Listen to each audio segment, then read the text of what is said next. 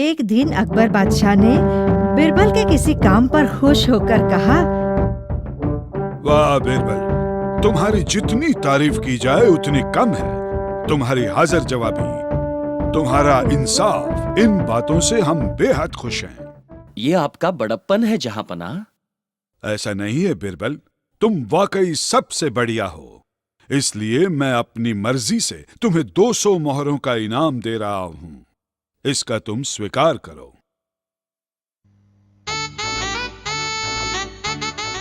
जैसी आपकी मर्जी हुजूर। बिरबल को इनाम मिलने के कारण उसकी ईर्ष्या करने वालों के मन में खलबली मच गई। बिरबल को मिले सम्मान को देखकर जलने वालों में बादशाह का साला शेर खान और उसके साथी सरदारों के साथ काजी भी था। बिरबल को फंसाकर उसे चुप कराने के इरादे से काजी ने कहा, खाविंद, आपके ये वजीर बेहद चतुर है। जहाँ देखो वहाँ उन्हीं की तारीफ हो रही है। हाँ, सो तो है। पर खाविंद, आज मैं बिरबल को एक बहुत ही आसान सवाल पूछने वाला हूँ। अगर इस सवाल का जवाब वो दे पाए तो ही मैं मानूंगा कि बिरबल जी वाकई चतुर हैं। पूछो काजी, जो पूछना चाहो वो पूछो। खाविंद, बिरबल जी अपनी पत्नी का हाथ दिन में कितनी बार देखते होंगे? हाँ। तो अपनी पत्नी के हाथों में असल में कितनी चूड़ियां हैं, इसका वे सही जवाब दे दें। बिरबल के खिलाफ काजी के मनोभाव का रूपांतर कहीं विवाद में न हो जाए, इसी इरादे से अकबर ने कहा, वाह काजी, बहुत ही कमाल का सवाल है।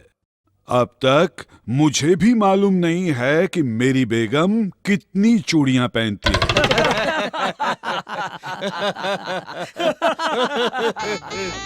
जहांपनाह, अपने काजी साहब गणित के विषय में अत्यंत विशारद है, ये बात तो सब जानते हैं।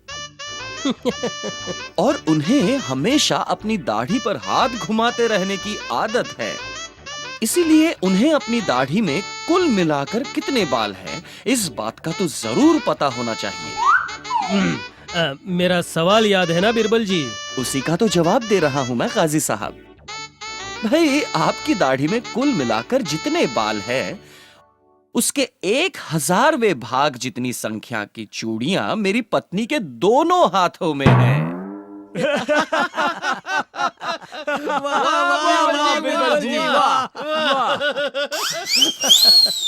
बिरबल का ऐसा जवाब सुनकर बादशाह और सारे दरबारी हंसते हंसते उल्टे हो गए और काजी की हो गई भाजी। पर काजी द्वारा पूछे गए गजब के सवाल जैसा ही सवाल पूछने की अकबर को भी इच्छा हो गई। अगर बिरबल ने उसका जवाब दिया तो मजा आ जाएगा, और नहीं दिया तो बिरबल पहली बार निरुत्तर हो जाएगा। गाजर की पुंगी बजी तो बजी, नहीं तो तोड़कर खा ली। ऐसा सोचकर अकबर बोले, बिरबल, मेरे सारे शरीर पर बाल हैं, पर सिर्फ हाथ की इस हथेली पर ही बाल क्यों नहीं है? अब खुद बादशाह भी मजाक करने पर तुले हुए हैं, ये बात समझने में बिरबल को देर न लगी। उसने कहा, कैसी बात कर रहे हैं हुजूर? आप तो बहुत ही उदार और जानकार हैं। फिर? आपके हाथों से हमेशा किसी न किसी गुणवान को इनाम दिया जाता है। दान कर्म में मोहरें बांटी जाती हैं। इन मोहरों से आपकी हथेली पर होने वाले निरंतर घर्षण के कारण आपकी हथेली के बाल गिर जाते हैं हुजूर। ऐसा होते हुए आपकी हथेली में बाल कैसे रह सकते हैं जहांपनाह? चलो मान लो कि मेरी बात ठीक है, पर तुम कहाँ किसी को दान देते हो? फिर तुम्हारी हथेली में भी बाल कहाँ है? आपकी बात बिल्कुल सही है हुजूर। पर जैसे पहले मैंने बताया कि आप बहुत ही जानकार और उदार मन के हैं। जहांपनाह, बार बार खुश होकर आप मुझे भर भर के सुवर्ण मोहरे देते रहते हैं। आपकी हथेली के बाल इनाम दे दे कर गए, उसी तरह मेरी हथेली के बाल इनाम ले ले कर गए हैं हुजूर। तुम्हारी ये बात भी मंजूर है। बिरबल, पर दरबार में ये सारे जो लोग हैं, उनकी हथेलियों में भी बाल कहाँ है? क्या सवाल पूछा है बादशाह सलामत है। अब तो वो जरूर फंसेंगे।